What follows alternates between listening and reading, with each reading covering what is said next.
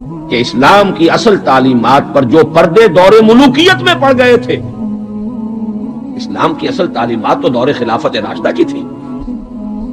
اسلام کا آئیڈیل نظام تو وہ تھا کہ دور فاروقی میں سفیر آیا ہے ایران کا، اس نے پوچھا اینا ملککم، تمہارا بادشاہ کہاں؟ اسے جواب ملا لیس لنا ملکن بل لنا امیرن، ہمارا کوئی بادشاہ نہیں ہے، ہمارا تو ایک امیر ہے، امیر المومنین ہے ہمارا. بھئی وہ کہاں ہے؟ کوئی محل نظر نہیں آ رہا ہے چھوٹی سی بستی کے اندر. وہ ہمارے فاروق رہتا کہاں ہے جس کے نام سے تھرا رہے ہیں شہنشاہوں کے ایوان، لرزہ طاری ہے جس کے نام سے، رہتا کہاں؟ بتایا گیا کہ بیت المال کے کچھ اونٹ گم ہو گئے تھے، ہمارا وہ خلیفہ ان کو تلاش کرنے باہر گیا ہوا ہے. وہ کسی کو ساتھ لے کر گیا ہوگا کہ پہچان تو سکے. تو دیکھا کہ تھک گئے تھے حضرت عمر فاروق، صبح سے تلاش میں تھے، اونٹ نہیں ملے، تھک گئے، دھوپ تیز ہو گئی، تو ایک جھاڑی کے ذرا سائے میں استراحت فرما رہے ہیں اپنا کوڑا اپنے سر کے نیچے رکھ کر. اس نے وہاں کھڑے ہو کر کہا اے عمر، تم انصاف کرتے ہو لہذا تمہیں کوئی خوف نہیں ہے. ہمارے بادشاہ ظلم کرتے ہیں، ان کی جان کانپتی رہتی ہے، اونچی اونچی فصیلوں کے پیچھے بھی وہ لرزتے رہتے ہیں، انہیں باڈی گارڈز کی ضرورت ہے، ان کے لیے تو طرح طرح کی حفاظتوں کا سامان. یہ تھا نظام جو محمد عربی نے دیا صلی اللہ علیہ وسلم. دور ملوکیت میں تو پھر وہی ایوان سجے، وہی محل بنے، وہی چہیتی بیویوں کے لیے کروڑوں روپے کے مقبرے تعمیر ہوئے، محل بنے. جا کر دیکھ لیجئے الحمرا، دیکھ لیجئے جا کر محل. اب وہ محل ہے لا یرا الا مساکنہم، وہ مسکن اور محل نظر آ رہے ہیں، ان میں رہ بسنے والوں کا نام و نشان مٹ گیا. لیکن یہ کہ دور بنو امیہ میں تو پھر بھی ابھی اس طرح کے محل نہیں بنے تھے. دور بنو عباس میں آ کر تو ملوکیت جو ہے اپنی پوری شدت کے ساتھ اور پوری تمام شان و شوکت کے ساتھ دوبارہ جو ہے ظاہر ہوئی. تو یہ اسلام کی تعلیم پر جو پردے پڑے ہیں، جو سرمایہ داری پھر آ گئی، جاگیرداری پھر آ گئی، بہانوں سے سود کو جائز کیا گیا، بیع مؤجل کے حوالے سے ہی سود کے لیے راستے کھول دیے گئے، یہ سارے جاگیریں دی جا رہی ہیں، یہ سارا کا سارا نظام آ گیا. ظاہر بات ہے جسے سعودی ماڈل درکار نہیں، جسے ایرانین ماڈل منظور نہیں، وہ اس ماڈل کو کیسے پسند کرے؟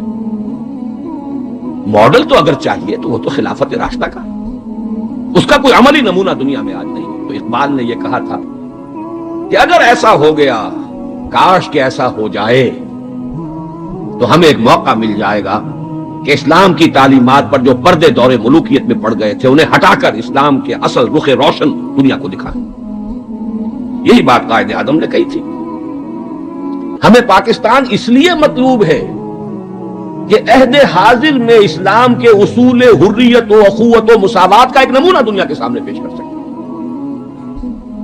یہ بات دوسری ہے، 45 برس بیت گئے شمسی حساب سے اور 46.5 برس بیت چکے ہیں قمری حساب سے، ابھی تو کہیں وہ مساوات اور حریت اور اخوت کہیں نظر نہیں آ رہی. وہ تو ایک قوم بھی کئی قومیتوں میں بٹ گئی، لسانی اور علاقائی اور صوبائی عصبیتوں کا دورہ ہے. ڈھونڈ اب اس کو چراغ رخ زیبا لے کر. وہ ایک قوم جو ہندوؤں کے مقابلے میں ایک قوم بن گئی تھی، اب تو وہ تحلیل ہو چکی، اس کا کوئی وجود ہی نہیں ہے. میں بہرحال اس مرثیے پر زیادہ مقصد نہیں کرنا چاہتا. اس وقت عرض یہ کرنا ہے، آج کے انسان کی اصل ضرورت ایک ماڈل.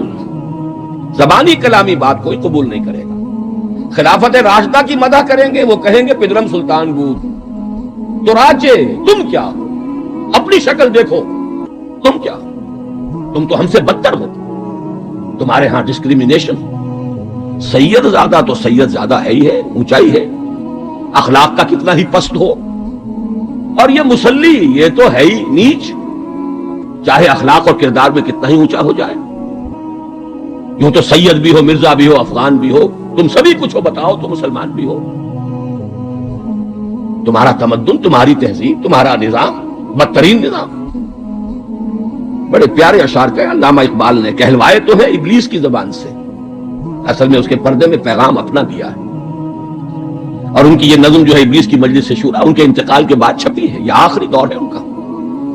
اس لیے میں کہا کرتا ہوں کہ اقبال کا پیغام اگر دیکھنا ہو امت مسلمہ کے نام تو یہ نظم جو ہے ابلیس کی مجلس سے شورا، یہ ان کا آخری پیغام. یہ ظاہر بات ہے کہ وہ کوئی نبی تو نہیں تھے معاذ اللہ، عام انسان تھے، ذہنی ارتقاء کے مختلف مراحل سے گزرے ہیں، تو ان کا ارتقاء جہاں تک ہوا ہے اس کی آخری صورت جو ہے وہ نظمیں ہیں کہ جو ارمغان حجاز میں شامل۔ جانتا ہوں میں یہ امت حامل قرآن نہیں ہے، وہی سرمایہ داری بندہ مومن کا دین۔ جانتا ہوں میں کہ مشرق کی اندھیری رات میں بے ید بیضا ہے پیران حرم کی آستی۔ عصر حاضر کے تقاضاؤں سے ہے لیکن یہ خوف، یہ ابلیس کہہ رہا ہے، عصر حاضر کے تقاضاؤں سے ہے لیکن یہ خوف، ہو نہ جائے آشکارا شرع پیغمبر کہیں۔ الحذر، آئین پیغمبر سے 100 بار الحذر۔ حافظ ناموس زن، یہ ہے معاشرت، مرد آزما مرد آفرین۔ موت کا پیغام ہر نوع غلامی کے لیے، نہ کوئی فغفور و خاکہ نہ گدائے رہنشی۔ کرتا ہے دولت کو ہر آلودگی سے پاک و صاف، منعموں کو مال و دولت کا بناتا ہے امین۔ اس سے بڑھ کر اور کیا فکر و عمل کا انقلاب، بادشاہوں کی نہیں اللہ کی ہے یہ زمین۔ یہ ہے انقلاب۔ چشم عالم سے رہے پوشیدہ یہ آئیں تو خوب، ابلیس کہہ رہا ہے نا، چشم عالم سے رہے پوشیدہ یہ آئیں تو خوب، یہ غنیمت ہے کہ خود مومن ہے محروم یقین۔ یہ ماڈل آج کے انسان کی اصل ضرورت ہے۔ اب میں آپ کو بتاتا ہوں نبی اکرم صلی اللہ علیہ وسلم نے یہ ماڈل دیا کہ نہیں دیا۔ حضور صلی اللہ علیہ وسلم کا یہ ماڈل آج دنیا کا ہر باشعور انسان یہ ماننے پر مجبور ہے کہ آئیڈیل ماڈل، بدترین دشمنوں نے اقرار کیا۔ ایم این رائے 1920 میں لیکچر دیا اس نے، ہسٹوریکل رول آف اسلام، لاہور میں دیا۔ وہ کتاب اب بھی بھارت میں چھپتی ہے۔ اس نے کہا کہ تاریخ انسانی کا عظیم ترین انقلاب وہ ہے جو محمد نے برپا کیا صلی اللہ علیہ وسلم۔ گاندھی نے 1937 میں جب پہلی مرتبہ ہندوستان میں انگریزوں نے ہمیں کچھ تھوڑی سی سیلف گورنمنٹ دینی شروع کی تھی، 35 کا ایکٹ جو ہے گورنمنٹ آف انڈیا ایکٹ 1935، اس کے نتیجے میں پھر الیکشنز ہوئے سن 36 میں، اور پھر وزارتیں بنی اور پورے ہندوستان میں کانگریس کی وزارت۔ ہریجن میں مقالہ لکھا گاندھی نے اور اپنے ان وزیروں کو کہا، ہدایت کی کہ ابو بکر اور عمر کے ماڈل کو سامنے رکھنا۔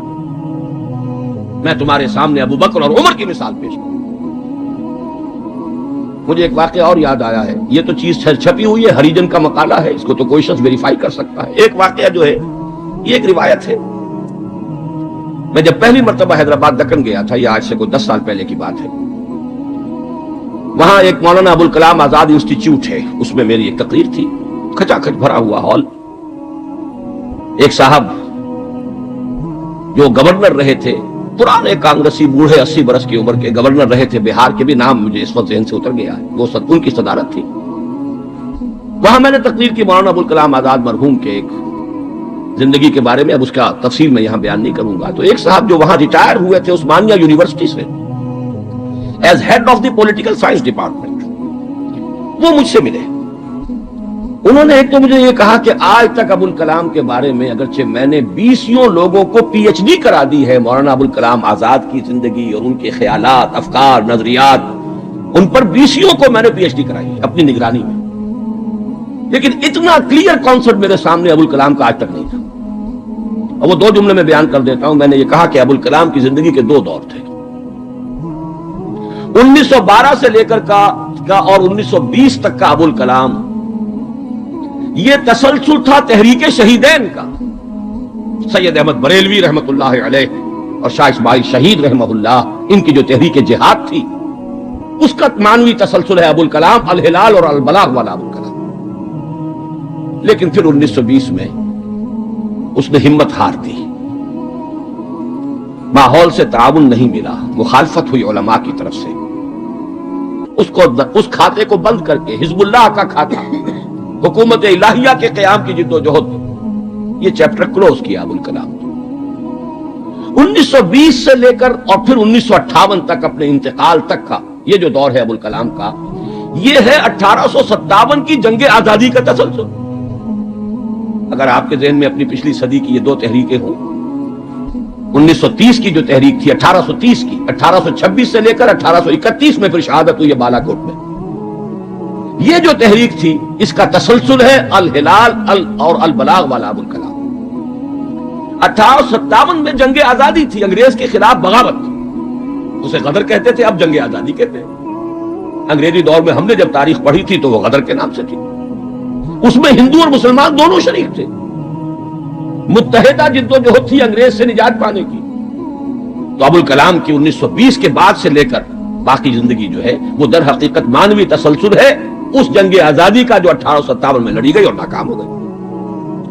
ناکام تو وہ بھی ہو گئی، تحریک شہیدین بھی ناکام، 1857 کی جنگ آزادی بھی ہو گئی۔ بہرحال انہوں نے ایک بات تو یہ بتائی، اور مجھے اصل میں جو یاد آیا تھا معاملہ وہ ان کے ایک اور قول کا تھا۔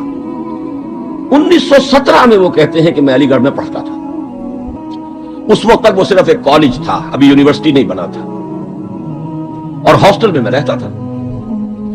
تو ایک روز شور مچ گیا، گاندھی جی آئے، گاندھی جی آئے، گاندھی جی آئے۔ گاندھی ابھی نئے نئے آئے تھے ساؤتھ افریقہ سے، اور وہ گویا کہ انڈیا کے پولیٹیکل ہورائزن پر ابھی وہ ایک رائزنگ سن کی حیثیت سے تھے۔ شور مچ گیا، گاندھی جی آئے، گاندھی جی آئے۔ خیر وہ ہم نے ان کو گھیر لیا، کہا کچھ خطاب کیجیے۔ ان کا خطاب نہیں، میں تو صرف دیکھنے آیا تھا، اور وہ گیا تھا۔ پہلے حاضری دی تھی سر سید کے قبر پر، پھر اس نے کہا میں آپ لوگوں کو ایک تو خوشخبری دیتا ہوں، آپ کے کالج کے یونیورسٹی بننے کا فیصلہ ہو گیا ہے، چارٹر آپ کی یونیورسٹی کا منظور ہو گیا ہے، آپ کو معلوم نہیں ہوگا، میں آپ کو خوشخبری دے رہا ہوں۔ لیکن ایک بات میں آپ سے اور کہتا ہوں، لوگ ہم تک خوش ہو گئے، اگر آپ کا کالج یا آپ کی یونیورسٹی ایک عمر پیدا کر دے تو بہت بڑا احسان ہوگا نو انسان، لیکن مجھے یقین ہے آپ عمر پیدا نہیں کر سکتے، اس لیے کہ میں آپ کے ہاسٹلوں میں چکر لگا چکا ہوں، وہاں قالین بچھے ہوئے ہیں، وہاں عیش اور آسائش کے سامان ہیں، اس ماحول میں عمر پروان نہیں چڑھتا۔ میں یہ سمجھتا ہوں کہ علامہ اقبال نے جو اشعار لکھے ہیں شاید یہ واقعہ ہی ہو کہ جو اس کی تحریک بنا ہو۔ تیرے صوفے ہیں افرنگی، تیرے قالی ہے ایرانی، لہو مجھ کو رلاتی ہے جوانوں کی تن آسانی۔ تو معلوم ہوا کہ یہ عمر کا وہ مقام گاندھی کی نگاہ میں تھا، اور پھر سن 1937 میں 20 برس بعد وزیروں کو کہا ہے کہ ابو بکر اور عمر کو اپنے سامنے ماڈل کی حیثیت سے رکھو۔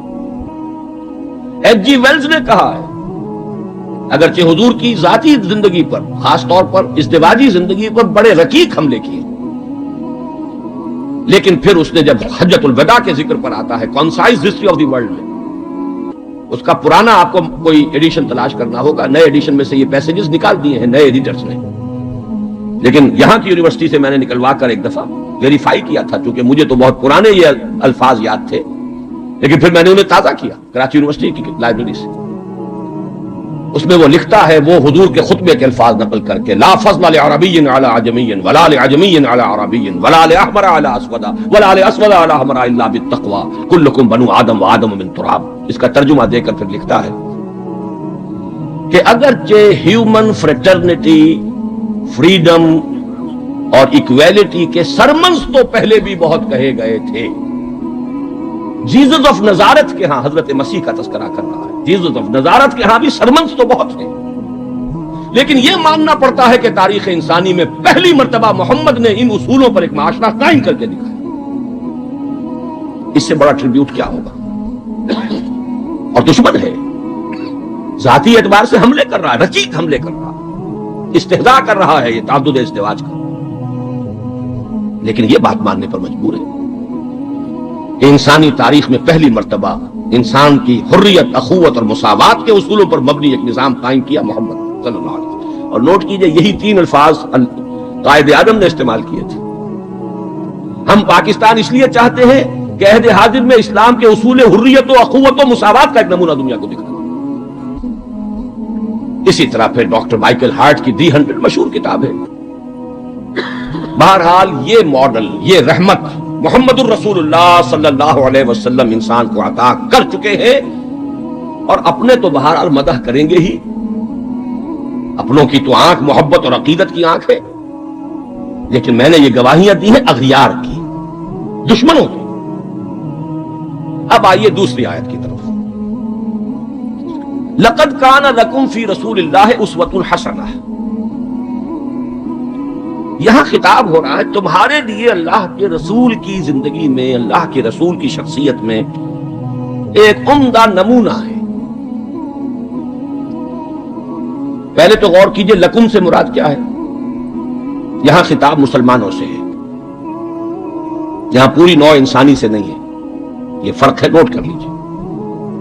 پہلی آیت کے مقابلے میں خطاب کا رخ اس آیت میں یہ محدود ہے، مسلمانوں کی طرف خطاب۔ اے مسلمانوں، تمہارے لیے رسول کی شخصیت میں ایک عمدہ نمونہ ہے۔ آپ کہیں گے کس دلیل سے یہ کہہ رہے ہیں؟ اسی آیت کا جو دوسرا ٹکڑا ہے وہ عام طور پر پڑھا نہیں جاتا۔ لقد کان لکم فی رسول اللہ اسوۃ حسنۃ لمن کان یرجو اللہ والیوم الآخر وذکر اللہ کثیرا۔ اس شخص کے لیے اسوہ ہے حضور کی زندگی اور شخصیت جو 3 شرطیں پوری کرے، جیسے کہ قرآن مجید خود اپنے بارے میں کہتا ہے ھدی للناس شہر رمضان الذی انزل فیہ القرآن ھدی للناس وبینات من الھدی والفرقان،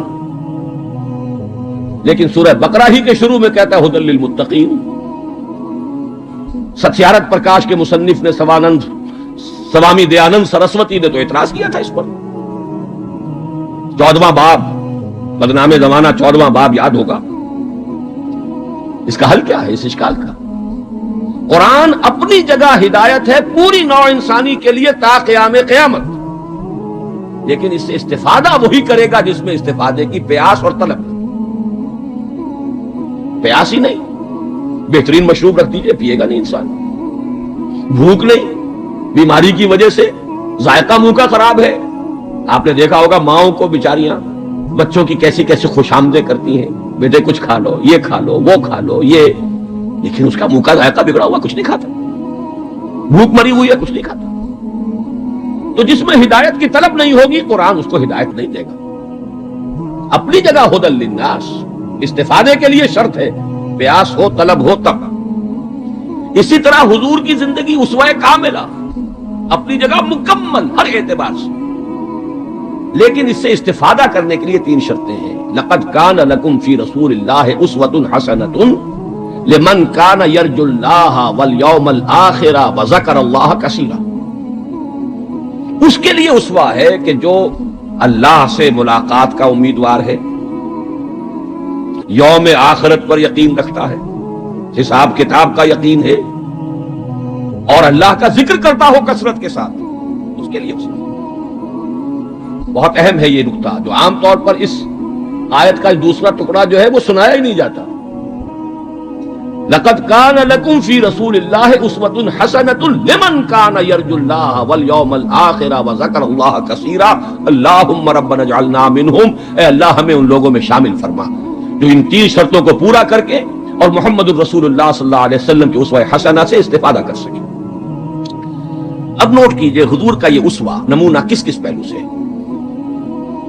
اس میں بھی ذرا 3 مراحل آئیں گے۔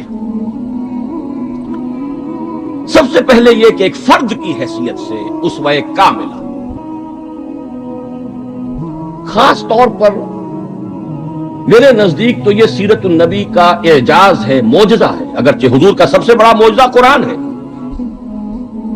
لیکن خود اپنی جگہ پر سیرت النبی معجزہ ہے۔ کس معنی میں؟ انسان کی جتنی حیثیتوں کا آپ تصور کر سکتے ہیں ان تمام حیثیتوں میں اسوہ موجود ہے محمد الرسول اللہ صلی اللہ علیہ وسلم۔ باپ کی حیثیت سے اسوہ موجود، حضرت مسیح کی زندگی میں تو نہیں، انہوں نے شادی نہیں کی۔ شوہر کی حیثیت سے اسوہ موجود، خسر کی حیثیت سے اسوہ موجود، حضرت علی کے خسر ہے کہ نہیں، حضرت عثمان کے خسر ہے یا نہیں۔ داماد کی حیثیت سے اسوہ موجود، حضرت ابوبکر حضرت عمر کے داماد ہے کہ نہیں۔ پھر ذرا غور کیجئے، داعی کی حیثیت سے اسوہ، مبلغ کی حیثیت سے اسوہ، معلم کی حیثیت سے اسوہ، مربی اور مزکی کی حیثیت سے اسوہ، امام مسجد کے اعتبار سے اسوہ، خطیب مسجد کے اعتبار سے اسوہ، پھر میدان جنگ میں سپہ سالار کی حیثیت سے اسوہ، قاضی القضات کی حیثیت سے اسوہ، اور صدر مملکت کی حیثیت سے اسوہ۔ کون سی زندگی کا گوشہ رہتا ہے؟ اتنی گمبھیر زندگی کا واقعہ یہ ہے کہ کوئی اور دنیا میں مثال آپ نہیں دے سکتے۔ اتنی جامع زندگی. یہی بات ہے جو ڈاکٹر مائیکل ہارٹ نے تو یہی بات تو کہی ہے. He is the only person supremely successful in both the religious and secular fields. باقی عظیم شخصیتیں ایسی ہیں یا مذہب و اخلاق اور روحانیت کے میدان میں بلند نظر آئیں گی تو دنیا اور سیاست اور مملکت اور ریاست اور سپہ سالاری میں زیرو. گوتم بدھ کا ادھر اونچا مقام ہے ادھر زیرو. حضرت مسیح کا ادھر اونچا مقام ادھر زیرو. حضرت مسیح ابھی آئیں گے دوسرا میدان بھی, اس میں بھی ان کی جولانیاں ہوں گی, لیکن اس وقت تک دنیا جس مسیح سے واقف ہے ان کی زندگی میں تو دوسرا کھاتا ہی نہیں ہے, کھانا کھلا ہی نہیں. اور ادھر آئیے سکندر اعظم کہاں میکڈونیا سے چلا ہے اور بیاس تک پہنچ گیا ہے 3 سال کے اندر اندر. لیکن روحانیت اور مذہب اور اخلاق کے معاملے میں زیرو سے کام نہیں چلتا, کوئی مائنس ویلیو لانی پڑے گی. اسی طرح اٹیلا, اسی طرح چنگیز خان. ایک ہی شخصیت ہے, the only person supremely successful in both the fields. گویا کہ ہر اعتبار سے اسوہ کاملہ. یہاں بھی ایک نقطہ ذرا سی ڈائگریشن ہے. ایک پہلو ایسا ہے انسانی زندگی کا جس میں حضور اس کا کی شخصیت یا آپ کی سیرت اسوہ نہیں ہے. آدمی چونک جائے گا, اسے شاید توحید پر محمول کرے, لیکن ہے. اور وہ شخصیت کا پہلو ہے ایک عورت کی حیثیت سے. بیوی کے لیے اسوہ, ماں کے لیے اسوہ کہاں سے آئے گا؟ آخر آدھی انسانیت ہے, نصف بہتر حیات آپ تو کہتے ہیں, دی بیٹر ہاف, اس کے لیے اسوہ, اس کی نسوانی زندگی کے اعتبار سے اسوہ کا. دیکھیے یہی نقطہ ہے, نوٹ کر لیجئے, دل پر لکھ لیجئے. یہی وجہ ہے کہ جس سورہ مبارکہ میں یہ آیت آئی ہے لَقَدْ كَانَ لَكُمْ فِي رَسُولِ اللَّهِ أُسْوَةٌ حَسَنَةٌ, اسی میں فرمایا گیا اے نبی کی بیویوں تمہیں اسوہ بننا ہے پوری نوع انسانی. یا نساء النبی لستن کاحد من النساء, اے نبی کی بیویوں تم عام عورتوں کے مانند نہیں. نبی کی زندگی میں جو خلا ہے اس لیے کہ وہ مرد ہے, اسوہ کے اعتبار سے جو خلا رہ گیا ہے اسے تمہیں پر کرنا ہے. انما یرید اللہ لیذھب عنکم الرجس اہل البیت ویطہرکم تطہیرا.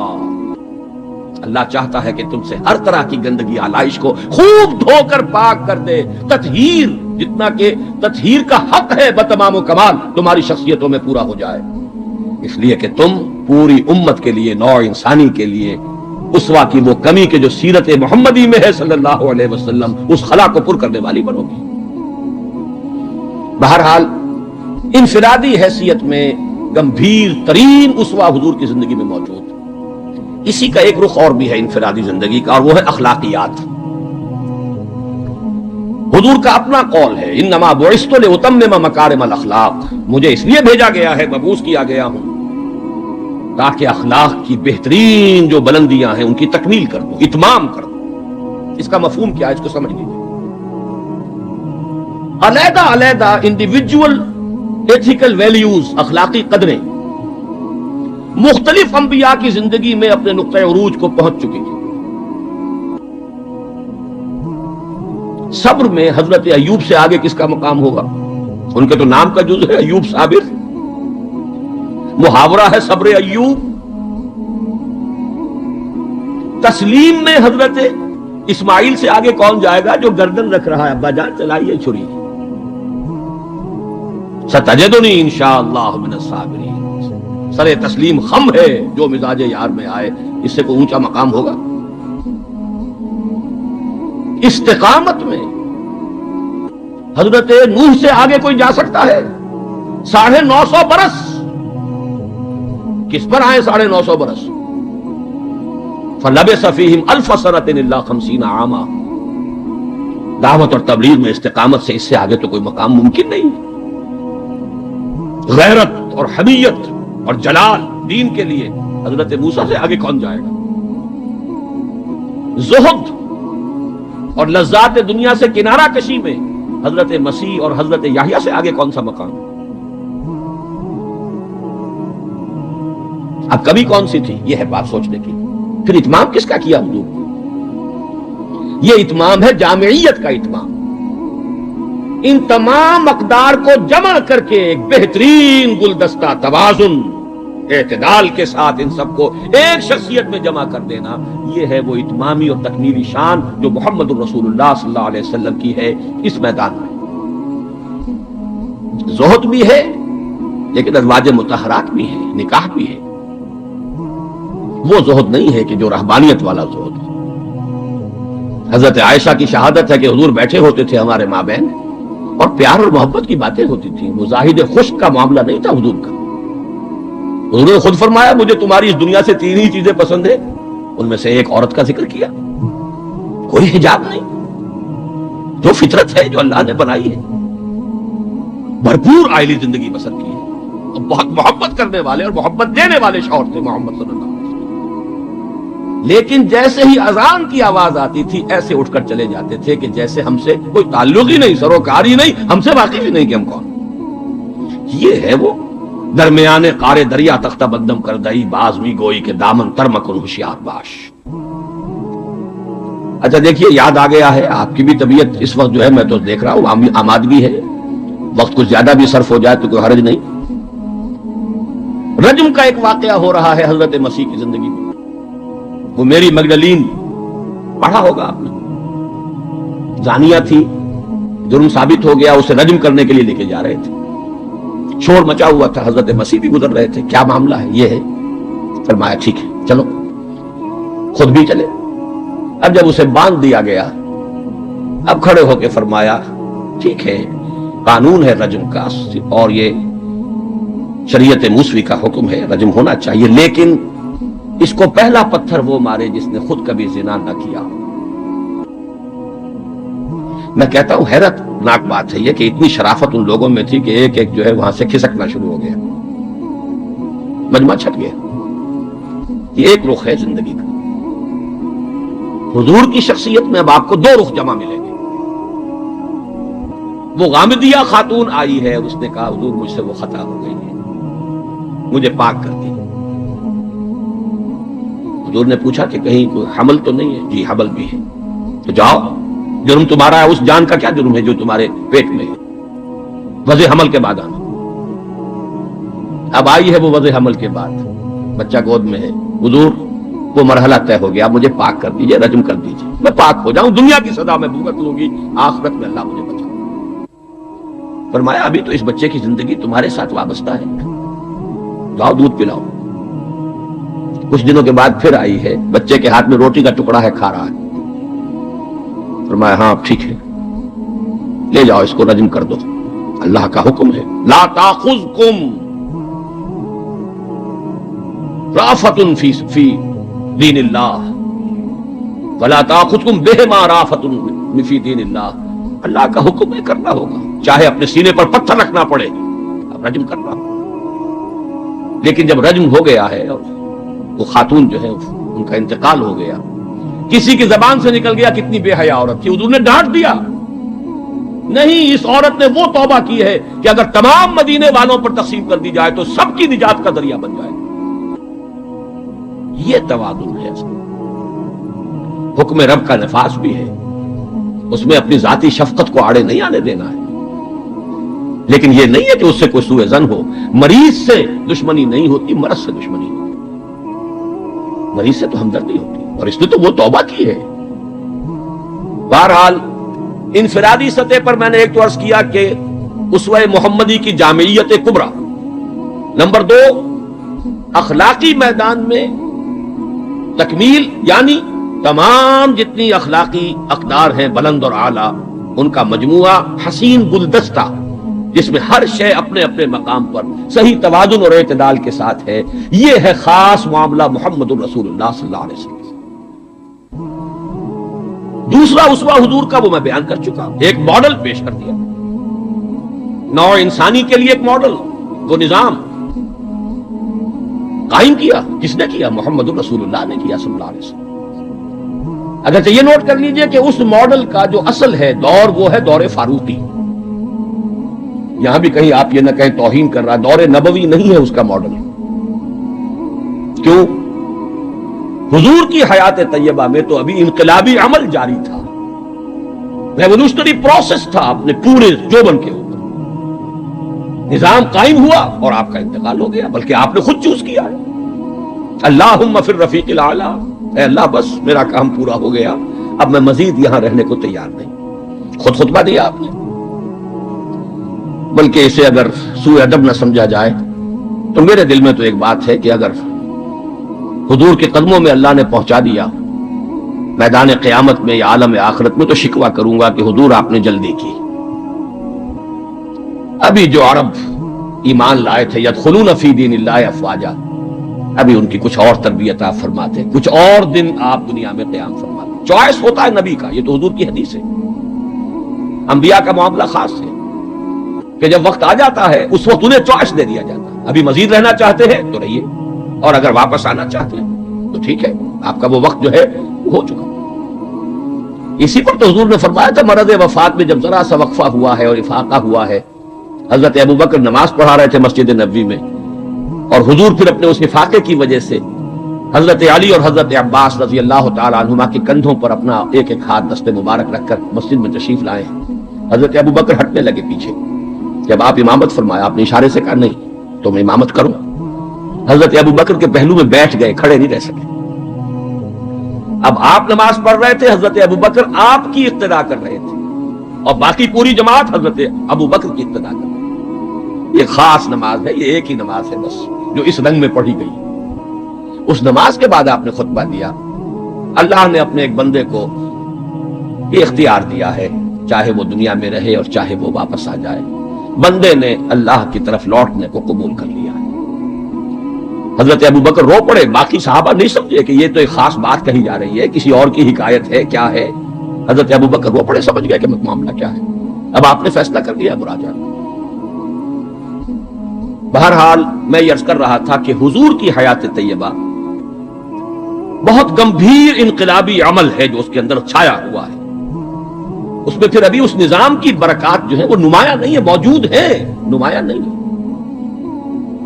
इसी तरह हजरत अबू बकर के कुल 2.25 साल, और वो भी जिस इनकलाब की तकमील हुजूर ने कर दी थी, उसके खिलाफ जो काउंटर रेवोल्यूशनरी मूवमेंट्स उठी हैं उनको कर्ब करने में सारा वक्त सर्फ हो गया। मुसैलमा कज़्ज़ाब उठ खड़ा हुआ है, फलां जो है ये नबिया बनकर दावेदार बनकर खड़ी हो गई है, उस नबी और नबिया का निकाह भी हो गया है, एक तूफान।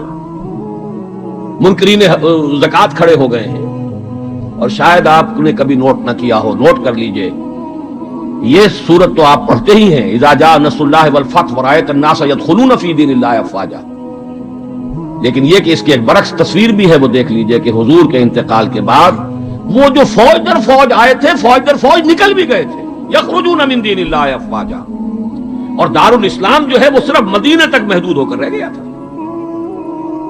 हजरत अबू बकर की फजीलत जो है दर हकीकत इसी से जाहिर होती है। With an iron fist and with an iron will, जिस तरह आपने मुकाबला किया है और क्रश कर दिया है तमाम जो भी कुव्वतें उठी।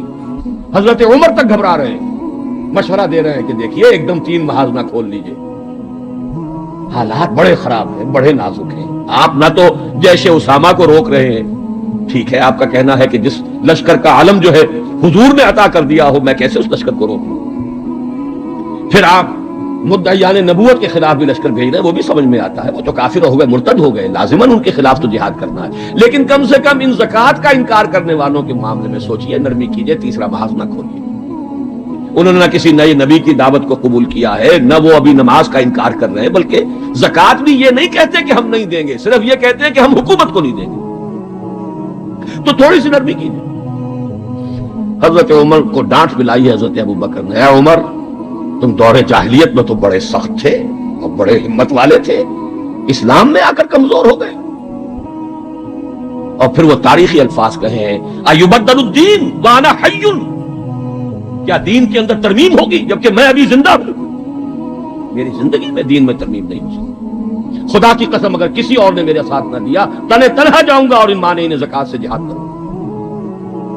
ये आयरन विल और आयरन फिस्ट अबू बकर, रकीकुल कल्ब नहीफुल जुस्सा इंसान। लिहाजा इस 2.25 साल में भी असल जो बरकत है उनका ज़हूर नहीं हो पा रहा।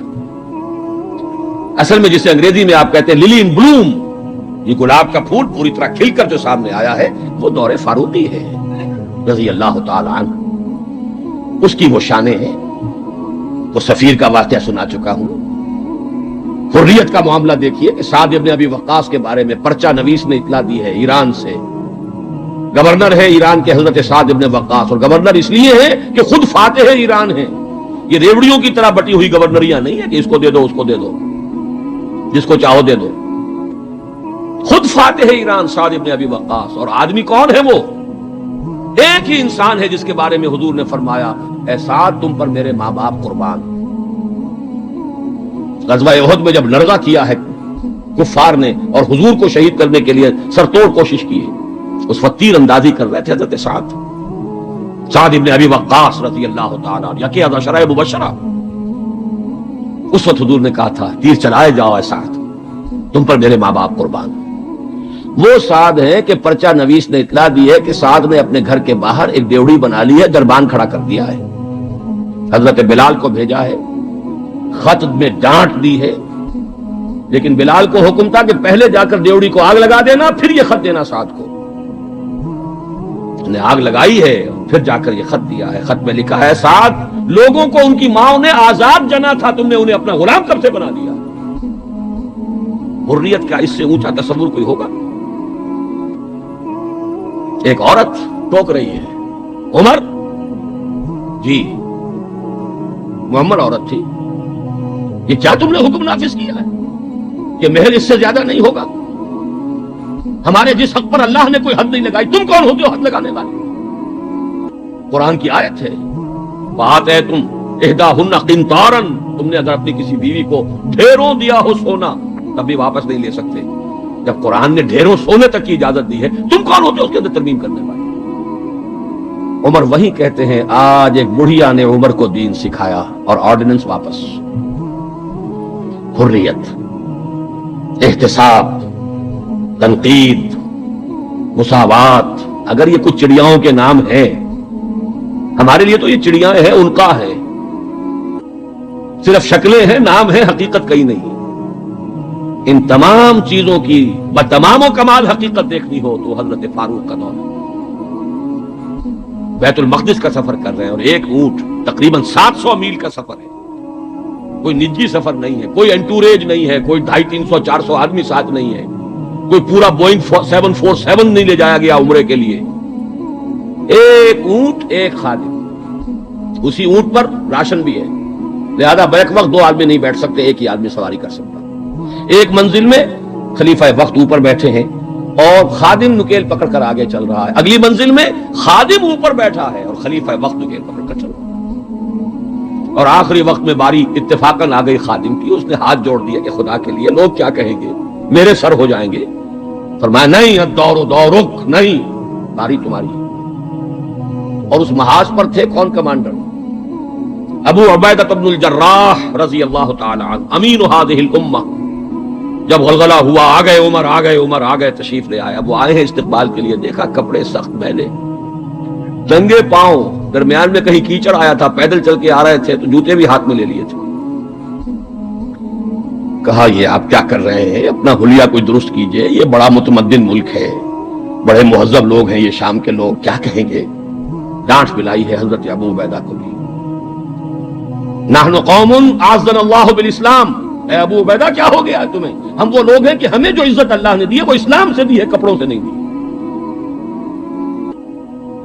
واقعہ یہ ہے کہ یہ ہے وہ heights by great men reached and kept.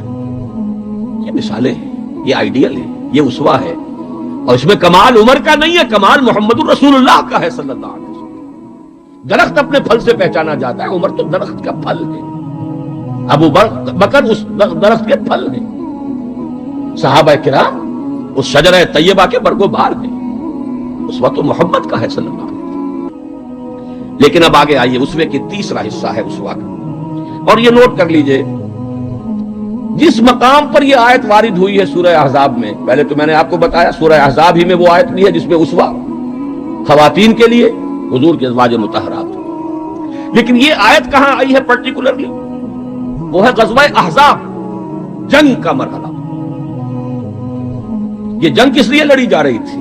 غلبہ دین کے لیے، لِیُظْهِرَهُ عَلَى الدِّینِ كُلِّهِ. چھاپڑا صاحب سے آپ نے وہ سورہ صف کی آیات سن لی ہیں، کاش کہ وہ ایک آیت اور شامل کر دیتے اس سے پہلے، اس لیے کہ اس وقت کا جو دنیا کا نقشہ ہے وہ اس آیت میں یریدون لیطفئوا نور اللہ بافواہہم، یہ چاہتے ہیں کہ اللہ کے نور کو، اللہ کے اس نور کو اپنی منہ کی پھونکوں سے بجھا دیں، واللہ متم نورہ ولو کرہ الکافرون، اور اللہ تو اپنے نور کا اتمام فرما کر رہے گا چاہے کافروں کو کتنا ہی ناگوار ہو۔ هو الذی ارسل رسولہ بالہدی ودین الحق لیظہرہ علی الدین کلہ ولو کرہ المشرکون، جس کا ترجمہ آپ سن چکے ہیں۔ وہی ہے اللہ جس نے بھیجا اپنے رسول کو الہدا اور دین حق دے کر تاکہ غالب کریں اس کے کل کے کل دین پر، پورے کے پورے نظام زندگی پر، تمام کے تمام نظاموں پر، دینوں پر، چاہے مشرکوں کو کتنا ہی ناگوار ہو۔ اسی کے لیے جہاد کی پکار ہے، هل ادلکم علی تجارۃ تنجیکم من عذاب الیم تؤمنون باللہ ورسولہ وتجاہدون فی سبیل اللہ باموالکم وانفسکم، اسی کے لیے قتال کی ترغیب ہے، یہ اس پہلے حصے میں ہے، ان اللہ یحب الذین یقاتلون فی سبیلہ صفا کانہم بنیان مرصوص۔ تو حضور کا ایک اسوہ تو پوری نوع انسانی کے لیے ہے، وہ ماڈل جو آپ نے دکھا دیا، قائم کر کے نظام کی ایک مثال دنیا کے سامنے پیش کر دی۔ یہ ممکن ہے، قائم ہو سکتا ہے، یہ کہانی نہیں ہے، یہ تو تاریخ کا نصف النہار ہے۔ 5000 برس قدیم بات ہوتی تو کہتے پتہ نہیں ڈھکوسلا ہے، ہوا بھی ہے کہ نہیں ہوا۔ یہ تو عین ہسٹوریکل ایرا ہے، تاریخی حقائق ہیں، پوری دنیا مان رہی ہے۔ روز روشن نصف النہار پر سورج تاریخ کا ہے، جبکہ محمد رسول اللہ صلی اللہ علیہ وسلم نے یہ ماڈل پیش کیا، جس کا کہ اقرار اور اعتراف دشمن کر رہے ہیں۔ تو وہ اسوہ تو ہے پوری نوع انسانی کے لیے۔ میں نے آپ کو نوٹ کرایا تھا لقد کان لکم، وہ اسوہ جو اس امت کے لیے ہے وہ کون سا اسوہ ہے؟ وہ اسوہ ہے وہ طریقہ کار جس سے کہ آپ نے وہ انقلاب برپا کیا، کیسے قائم کیا، منہج کیا تھا، منہاج کیا تھا، طریقہ کار کیا تھا، پہلے کیا کیا تھا، پھر کیا کیا تھا، اگلا قدم اٹھایا تو کیوں اٹھایا، پہلے نہیں اٹھایا تو کیوں نہیں اٹھایا تھا، کیا سبب ہے کہ مکے میں حکم دیا جا رہا ہے چاہے تمہارے ٹکڑے اڑا دیے جائیں، تمہیں زندہ آگ کے اندر جلا دیا جائے، تب بھی تم ہاتھ نہیں اٹھاؤ گے۔ کفو ایدیکم، اپنے ہاتھ بندھے رکھو، نو ریٹیلیشن، نو ریونج، کوئی انتقام نہیں، کوئی قصاص نہیں۔ آئے گا وہ وقت جب تمہارے ہاتھ کھول دیے جائیں گے۔ نغمہ ہے بلبل شوریدہ تیرا خام، ابھی اپنے سینے میں اسے اور ذرا تھام، ابھی اپنے ہاتھ روکے رکھو، چاہے تمہارے جسم کے ٹکڑے کر دیے۔ کیا وجہ ہے؟ پھر کیا وجہ ہے؟ ہاتھ کھل گئے، کیوں کھل گئے؟ فیصلہ کن چیز کون سی تھی؟ ہاتھ بندھے ہوئے تھے تو کیوں بندھے ہوئے تھے؟ کھلے تو کیوں کھلے؟ کب کھلے؟ کس تبدیلی کی وجہ سے کھلے؟ کیا وجہ ہے کہ سن 6 میں صلح حدیبیہ کر رہے ہیں اور بظاہر گر کر اور دب کر رہے ہیں، ہر مسلمان کا خون کھول رہا ہے، حضرت عمر سے تو ضبط نہیں ہو سکا، ساری عمر پچھتاتے رہے کہ میں نے گستاخی کا معاملہ کیا تھا، جو جا کر حضور سے کہا تھا کیا ہم حق پر نہیں ہیں؟ فرمایا ہاں ہم حق پر ہیں، تو پھر ہم دب کر صلح کیوں کر رہے ہیں؟ فرمایا میں اللہ کا رسول ہوں، وہی کر رہا ہوں جس کا مجھے حکم ہے۔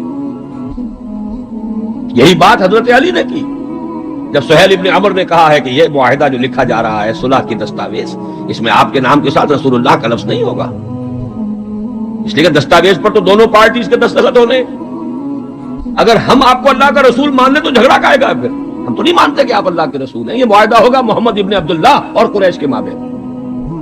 وہی مسکرا کر بات فرمائی، تم مانو یا نہ مانو میں اللہ کا رسول ہوں، لیکن اے علی مٹا دو، جو یہ کہہ رہا ہے مان لو، یہ لکھ دو محمد ابن عبداللہ۔ عرض کیا حضور یہ میں نہیں کر سکتا، غیرت و حمیت حضرت عمر میں ہے، حضرت علی میں ہے، کوئی فرق نہیں، کچھ فرق نہیں ان چاروں میں۔ معلوم ہوا ہے کرنے ایک ہی سورج کی۔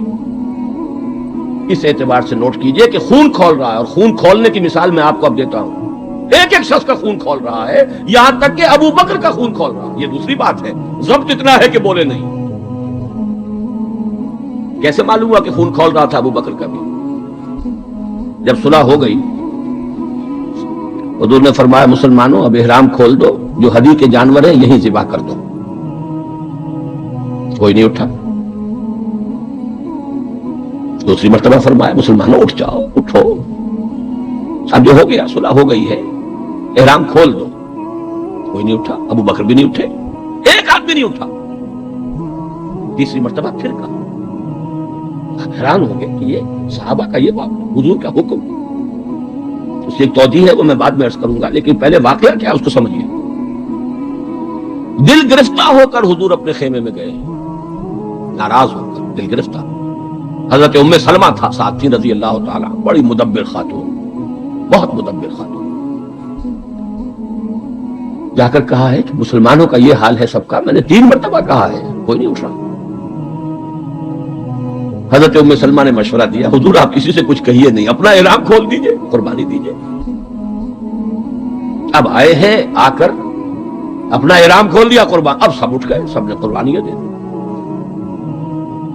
میرے ذہن میں اس کی تعویل یہ ہے کہ لوگ منتظر تھے. اسے کہا جاتا ہے فلسفے میں حالت منتظرہ. پتہ نہیں حضور ہمارا امتحان تو نہیں لے رہے, یہ احرام کیسے کھول دے بغیر عمرہ کیے. یہ کوئی اللہ اور اس کے رسول کی طرف سے ہماری غیرت و حمیت کا امتحان تو نہیں ہے. اس سسپینس میں تھے. جب دیکھا کہ حضور نے تو کھول دیا احرام, قربانی دے دی, اب گویا کہ کوئی شک اور شبہ کی بات نہیں رہی کہ یہی منشاء نبوت ہے, یہی حکم ہے. لہذا کوئی ایک بھی نہیں تھا کہ جو پیچھے رہ گیا. لیکن میری گفتگو اس وقت اس مرحلے پر تھی کہ قابل توجہ ہے یہ بات.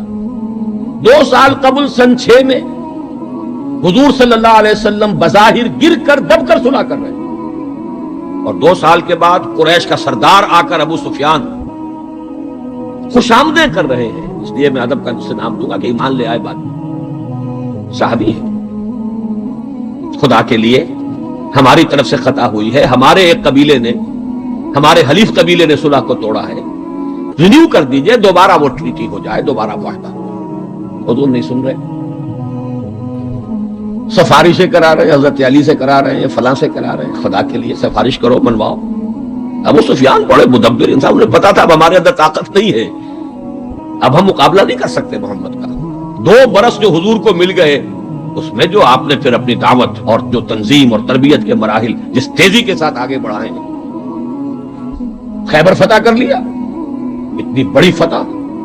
صلح حدیبیہ کے فوراً بعد جب اندرون ملک عرب کوئی اندیشہ نہیں رہا, سیدھے آپ نے تیر کی طرح رخ کیا خیبر کا, اور وہ گڑھ اور قلعہ جو ہے یہود کا, اس کو پاش پاش کر دیا. اب طاقت اتنی ہو چکی تھی کہ ابو سفیان کو معلوم تھا we are no match to Muhammad now صلی اللہ علیہ وسلم. اس لیے بلکہ اس میں بھی واقعہ سن لیجئے. حضرت ام حبیبہ ابو سفیان کی بیٹی ہے, حضور کے نکاح میں ہے. معلوم ہوا کہ this is the nearest approach. اس سے زیادہ سفارش اور کون سی ہوگی, اپنی بیٹی جو ہے خود نبی کے گھر میں. بڑی امیدیں لے کر گئے ہوں گے ابو سفیان. حضرت ام حبیبہ کے حجرے میں جب گئے, چارپائی پر بیٹھنے لگے تھے, انہوں نے کہا ابا جان ذرا ٹھہریے. بستر بچھا ہوا تھا, اس کو طے کر دیا کہ اب بیٹھیے. اب یہ قریش کا سردار, مکے کا چیف, پوچھتے ہیں بیٹی یہ بستر میرے لائق نہ تھا یا میں اس بستر کے لائق نہ تھا؟ فرمایا ابا جان آپ اس بستر کے لائق نہیں ہے, یہ محمد الرسول اللہ کا بستر ہے. آپ مشرک ہیں, کافر ہیں, نجس ہیں. تو میں یہ کہا کرتا ہوں کہ کیا ان کو خیال رہا ہوگا کہ اب کیا سفارش کے لیے اس بیٹی سے کہے جن کا معاملہ, جس کا طرز عمل یہ ہے.